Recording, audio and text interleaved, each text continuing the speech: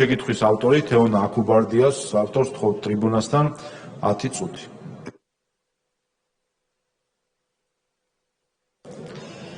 მოგესალმებით კოლეგებო, მივესალმები ბატონ მინისტრს, მის მოადგილეებს, აგრეთვე სამინისტროს თანამშრომლებს. დღეს მნიშვნელოვან საკითხზე დაგიბარეთ, ბატონო მინისტრო, საგარეო პოლიტიკა.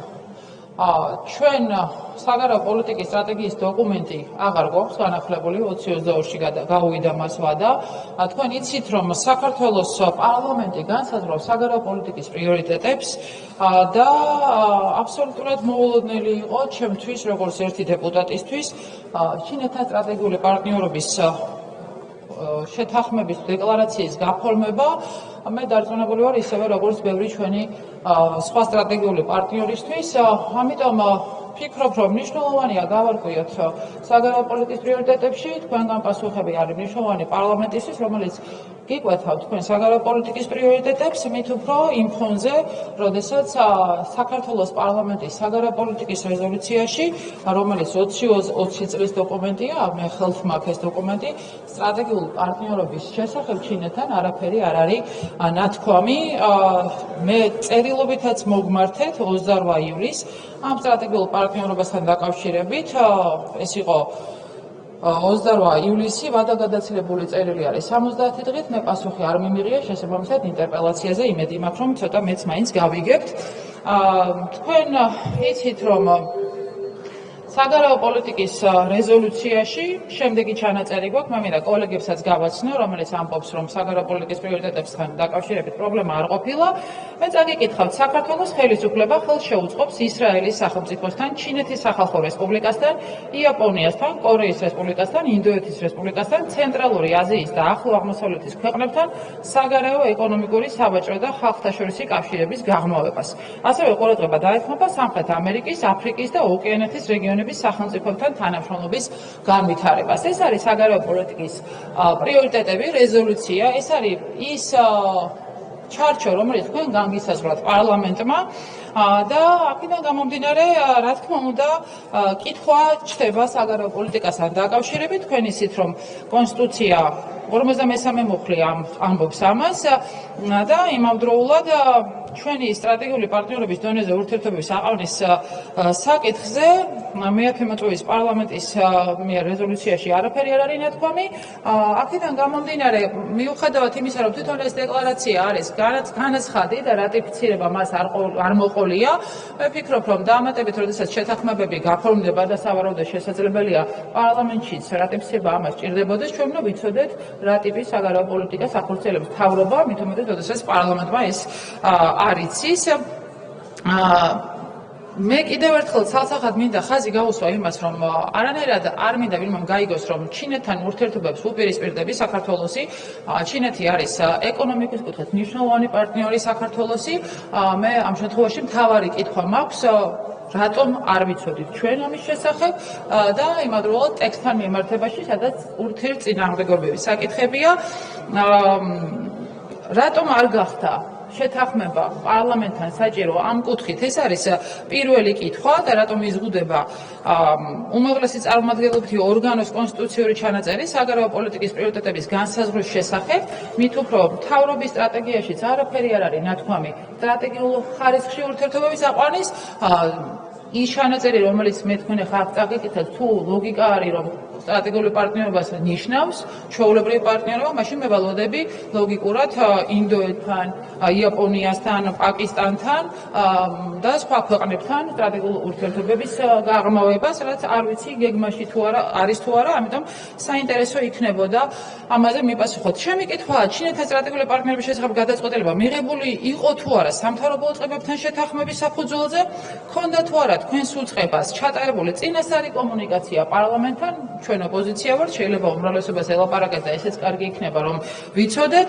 ასევე მე გთხოვეთ თქვენ ჩემს კითხვებში მოგვაწოდოთ სრული ინფორმაცია, საუქმო ჩანაწერები, განხილული სამუშაო ვერსიები, ეგრეთ წოდებული დრაფტები, ქართული მხარის შეთავაზებებზე, რომელიც მსგავსი ტიპის შეთანხმებაზე მუშაობის პროცესის განუყოფელი ნაწილია, რაც პასუხებში არ არის და ამაზეც თუ მეტყვით, ორი სიტყვით, მიმდინარე წლის 31 ივლისს გამოქვეყნდა სტრატეგიული პარტნიორობის დამყარების შესახებ ეს დოკუმენტი და ძალიან გაუგონარი იყო ჩემთვის, როდესაც ჩინეთთან ტერიტორიული მთლიანობის საკითხს საქართველოს ისე როგორც აქამდე ჩვეულებრივად აღიარებდა, თუმცა საქართველოს ტერიტორიული მთლიანობის და სუვერენიტეტის შესახებ ჩანაწერი ამ ტექსტში არ მოიძებნებოდა.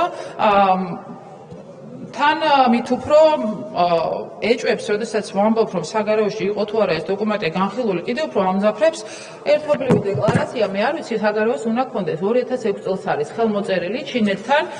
ეს არის ერთობლივი დეკლარაცია საქართველოსა და ჩინეთის სახალხო რესპუბლიკას შორის მეგობრობის და თანამშრომლობის შესახებ განვითარებაზე, სადაც მესამე ნაწილში წერია, რომ ჩინური მხარე ადასტურებს ხარდაჭერას საქართველოს ეროვნული დამოუკიდებლობის, სახელმწიფო სუვერენიტეტის და ტერიტორიული მთლიანობისადმი და აფასებს და მიესალმება მთავრობის შიდა სტაბილურ უზრუნველყოფის და ეროვნული ეკონომიკის განვითარებისკენ მიმართულ ძალისხმევას.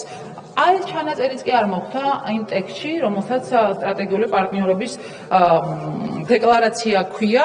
მე მინდა საზოგადოებას ასევე წაუკითხო იგივე ანალოგიური სტრატეგიული პარტნიორობის შეთანხმება კვიპროსთან, სადაც არათუ დადასტურებულია პატივისცემა კვიპროსის, არამედ ჩინეთი მტკიცედ ემხრობა ამ შემთხვევაში და პირობას დებს, რომ გააგრძელებს ძალისხმევის მხარდაჭერას სუვერენიტეტის და ტერიტორიული მთლიანობის დასაცავად და მხარს დაუჭერს კვიპროსის პრობლემის ყოვლის მომცველ სამართლიან და გრძელვადიან გადაწყვეტილებას გაეროს რეზოლუციების შესაბამისად. მე მაინტერესებს ბატონო მინისტრო, თუ კვიპროსმა მოახერხა ის, რომ ჩინეთთან სტრატეგიულ პარტნიორობაში ტერიტორიულ მთლიანობაზე ჩანაწერი გააკეთა, თქვენ რას აკეთებდით? იყო თუ არა ტექსტი შემოსული საგარეო უწყებაში, ამაზე პასუხი მინდა, ისე როგორც სამუშაო ვერსიები, რომ დავწმუნდე, რომ ნამდვილად იყო საგარეო საქმეთა სამინისტროში ეს ყველაფერი შემოსული.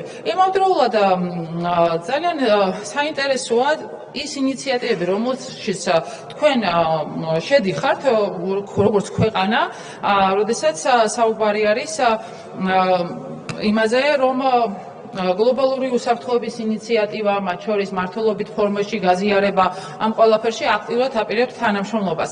მე მაინტერესებს აღნიშნული ინიციატივები მოდის თუ არა წინააღმდეგობაში საქართველოს გაცხადებულ საგარეო ვექტორთან და მის აღქმასთან დაკავშირებით დემოკრატიასთან მიმართებაში.